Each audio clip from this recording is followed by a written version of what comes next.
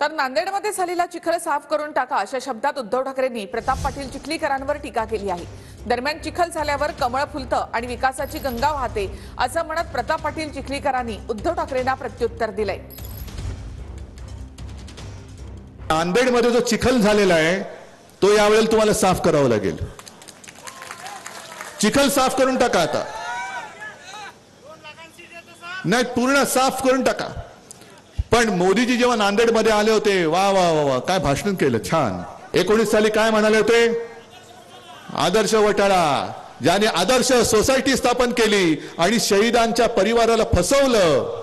शहीद परिवारांना फसवणारे अशोकराव निकाल लागले त्या केसचा नाही। मग ती केस तशीच असताना अशोकरावांना तुम्ही घेतलं, म्हणजे तुम्ही त्या फसवणुकीत भागीदार झालात का? त्यांना हे म्हणायचं होतं की चिखलामध्ये कमळ उगवते म्हणून तुम्ही कमळाच्या माघारा असं इनडायरेक्ट म्हणायचं असेल, पण त्याचा अर्थ कोणी वेगळा घेऊ नये। उद्धव साहेबांनी पूर्वी मला पाठिंबा दिलेला, आताही त्यांचा कदाचित पाठिंबा अशा बोलण्यामुळे असू शकतो असं मला वाटतं। त्यांना याची आठवण असेल की ज्या ज्या ठिकाणी चिखल होतो त्या त्या ठिकाणी कमळ उगवते आणि कमळ उगवलं की विकासाची गंगा त्या मतदारसंघामध्ये येते।